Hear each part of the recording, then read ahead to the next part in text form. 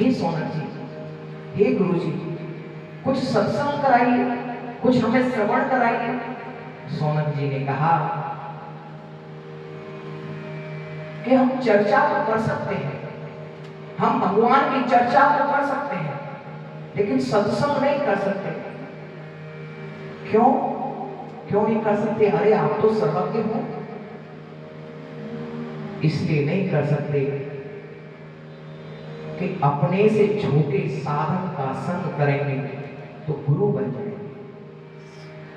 अपने से छोटे साधक का संग करेंगे तो गुरु बन जाएंगे, और फिर गुरु बनकर क्या करेंगे कि हम गलतियां ही बताते रह जाएंगे।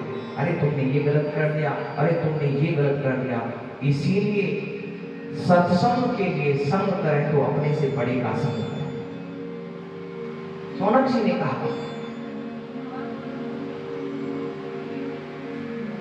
क्या करना चाहिए? नारायण भगवान से प्रार्थना करो, वो अपना कोई भक्त भेज देंगे हमें सत्संग कराने के लिए, वो कुछ न कुछ मानक बना देंगे। सभी सौनकादि ऋषियों ने भगवान नारायण से प्रार्थना की, और भगवान नारायण की प्रेरणा से क्या हुआ, एक दिन इनके बीच में से सूत जी महाराज पधारे। सौनकादि ऋषियों ने देखा, अरे ये तो सूत जी महाराज आ रहे हैं, ये भगवान की कृपा से आए। और जैसे ही सूत जी महाराज को देखा, खड़े हो गए सब ऋषिवर, और आप उन्हें प्रणाम करने लगे, उनका सम्मान करने लगे। व्यास गद्दी लगा दी, तुरंत व्यास गद्दी पर बैठा दिया, स्वयं नीचे बैठ गए, प्रणाम कर रहे, हाथ जोड़ के बैठे। अब तो सूत जी महाराज सब चाहते, क्योंकि ये ऋषि मुनियों की जो उम्र थी, अवस्था थी, वो कितने कोई की उम्र 50,000 वर्ष, कोई की उम्र लाख वर्ष, और किसी के सामने युग बीत गए, इतने पुराने ऋषि। और जब उनके बीच में एक युवा संत पधारे तो ये खड़े होकर उनका सम्मान करने लगे। अब किसी छोटे बच्चे को कोई बुजुर्ग अम्मा प्रणाम करे तो वो बालक तो सच्चा जाएगा। तो सूत जी महाराज सच्चा गए, और सूत जी महाराज कहने लगे, अरे अरे ऋषियों, आप ये क्या कर रहे हैं? आप तो मुझसे अवस्था में बड़े और हर प्रकार से बड़े, आप ये क्या कर रहे हैं? तो सौनकादि ऋषियों ने कहा, हे सूत जी महाराज, धन वृथा, बल वृथा, आयुर्वृथा, तथैव च ते सर्वे अपि ज्ञान वृथा, किंकरा शिष्य किंकरा। हे सूत जी महाराज, देखो कोई धन में बड़ा होता है, कोई धन में बड़ा होता है, और कोई बल में बड़ा होता है, और कोई आयु में बड़ा होता है, और सभी को घमंड होता है अपने बड़े पद पर। जो थोड़ा सा धन पाकर अपने आप को अभिमानी बना लेते हैं, फिर किसी को गिनते नहीं, फिर उनके सामने उनसे बड़ा कौन आ जाता है कि धन वृद्धा, बल वृद्धा, बलवान आता है। और जब बलवान व्यक्ति आगे आ गया, उसने दो चपेट लगाई, आपका धन रखा रहेगा, अभिमान तोड़ दिया। अब उस बलवान व्यक्ति को अभिमान है कि मैं बड़ा हूं।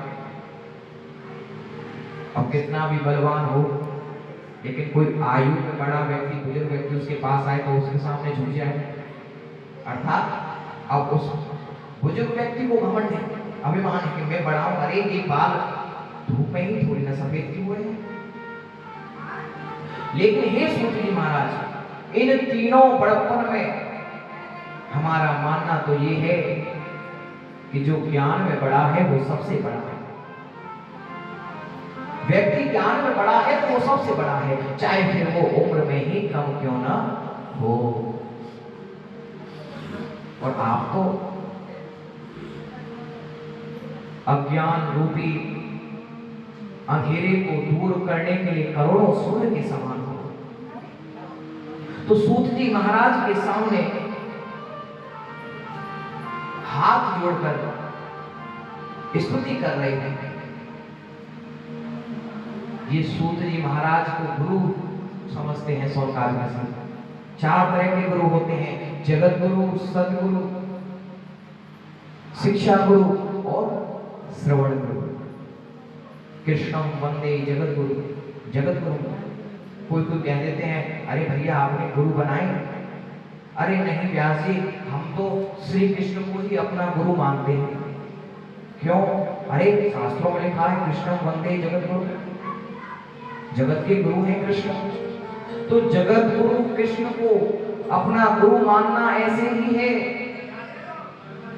जैसे कोई कहे कि जाकर समुद्र से पानी पी लो, जाकर समुद्र से जल ग्रहण कर लो, तो कर लोगे? नहीं। ऐसे ही कि कृष्ण जो है समुद्र, तो समुद्र से हम डायरेक्ट जाकर जल ग्रहण नहीं कर सकते। तो कैसे करेंगे कि बादल जब उस समुद्र के जल को अपनी ओर खींच कर ले जाएंगे और आकर हमारे ऊपर बरसात करेंगे, वर्षा करेंगे, तब उस जल को हम ग्रहण करेंगे। तो इस कृष्ण भगवान से, जगत गुरु से हमारे सदगुरु उस जल को लेकर आएंगे, भाप बनाकर उड़ाकर अपने साथ लेकर आएंगे और तब हमें उस जल को हमारे ऊपर बरसाएंगे और जगत गुरु का जो जल है वो सदगुरु हमें पिलाएंगे, सदगुरु के माध्यम से। इसलिए दीक्षा लेना अति आवश्यक है। और तीसरा क्या? शिक्षा। जिनसे हमने शिक्षा ली वो शिक्षा गुरु हो गए। और श्रवण गुरु क्या? जिनसे हम कथाएं श्रवण कर रहे हैं। सोनक जी सूत जी के प्रति गुरु भाव रखते हैं क्योंकि श्रवण गुरु। और दोनों हाथ जोड़कर 88,000 ऋषि मुनि सूत जी महाराज से अपने श्रवण गुरु से प्रार्थना कर रहे हैं। क्या कह रहे हैं? हे गुरुदेव कृपा अब करिए, हे गुरुदेव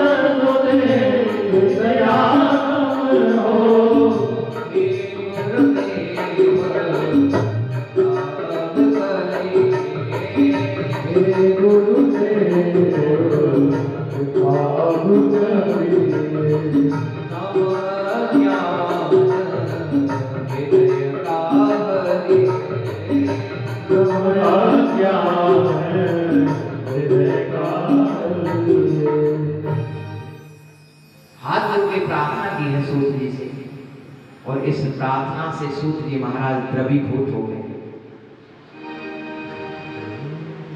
द्रवीभूत हो गए सूत जी। और जब व्यक्ति द्रवीभूत हो जाता है तो अंदर की चीजें उड़ेल देता है, अंदर का ज्ञान उड़ेल देता है शिष्यों को। तो हमारी प्रार्थना से हमारे गुरु, हमारे भगवान अगर द्रवीभूत हो जाए तो हमें उनका अंदर का रूप दिखाई देगा। और जब तक भगवान, जब तक गुरु द्रवीभूत नहीं होंगे तब तक केवल और केवल उनका बाह्य रूप ही दिखाई दे। उनका बाह्य रूप भी बहुत सुंदर है, ऐसा नहीं कह रहे, लेकिन जब तक भगवान द्रवीभूत नहीं होंगे तब तक कृष्ण की केवल मूर्त दिखाई देगी, सूरत नहीं दिखाई देगी। और जब हमारी प्रार्थना से, हमारे भजन से, हमारी भक्ति से भगवान द्रवीभूत हो जाएंगे तो अपना अंदर का रूप हमें दिखा देंगे और उनकी सूरत हमें दिखाई देगी। हो सावरे को दिल में बसा करके देखो,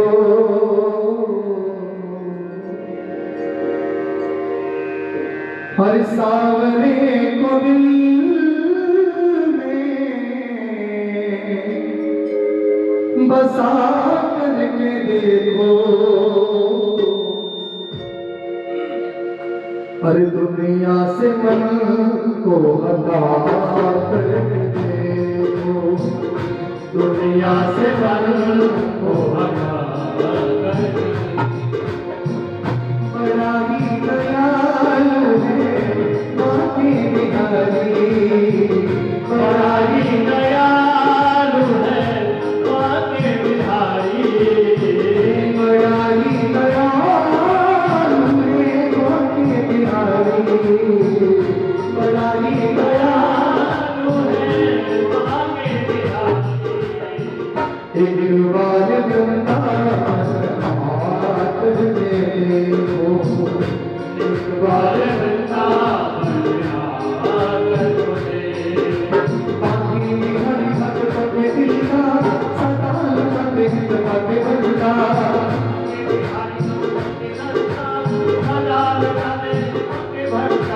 बाकी हरि भक्त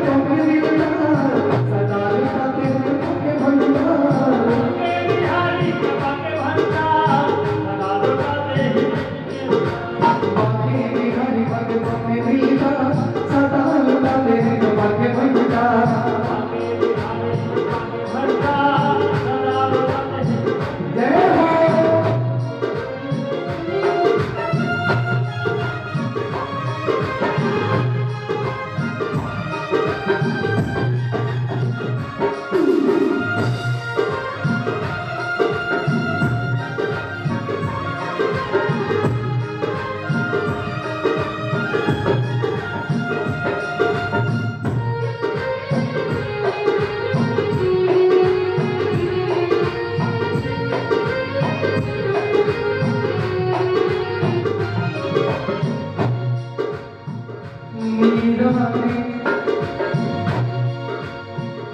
मीरा से गिरधर को पाया, मीरा गिरधर को पाया, मीरा के जैसे गिरधर को पाया, मीरा के जैसे गिरधर को पाया, प्याला जहर का अमृत बनाया,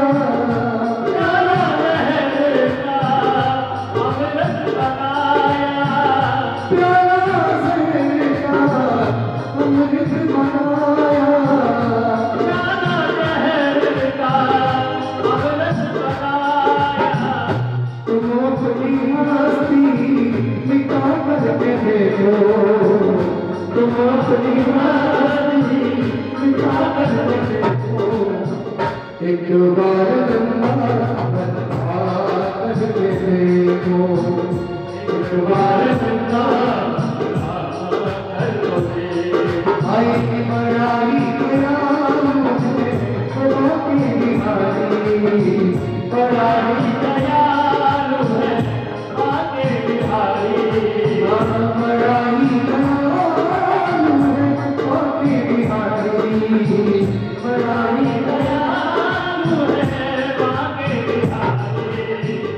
दुनिया से मन को हटा करके देखो, दुनिया से मन को हटा करके देखो, हरि भक्त के दिल का सदा लगे बाकी बंदा, हरि भक्त के दिल का सदा लगे बाकी बंदा,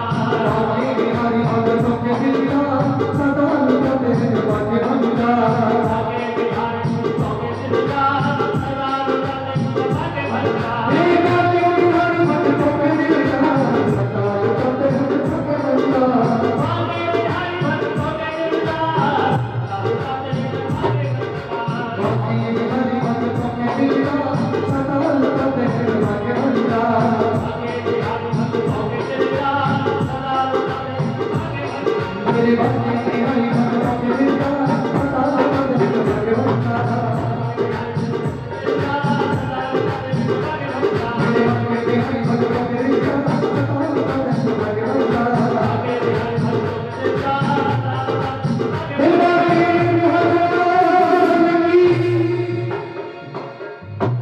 जय श्री राम। एक बार भगवान की सूरत दिख जाए तो क्या होगा?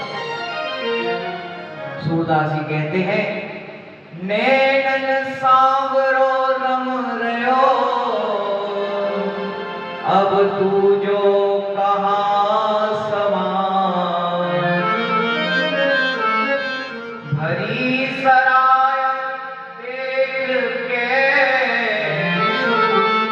पथिक आप फिर जा। सूरदास जी कहते हैं, नैनन सांवरो रम रहो, अब दूजो कहां समा। जैसे धर्मशाला भरी हुई हो तो किसी पथिक को कहने की आवश्यकता नहीं पड़ती कि अरे भैया हमारी धर्मशाला भरी हुई है, इसमें जगह नहीं है, कहने की आवश्यकता नहीं पड़ती, स्वयं ही लौट जाएगा। इसीलिए हृदय में, इसीलिए नैनों में सिर्फ और सिर्फ ठाकुर जी को बसाना है। और जब एक बार ये बस जाए तो फिर बेकार के विकार हमारे नैनों में प्रवेश करेंगे ही नहीं, स्वयं लौट जाए।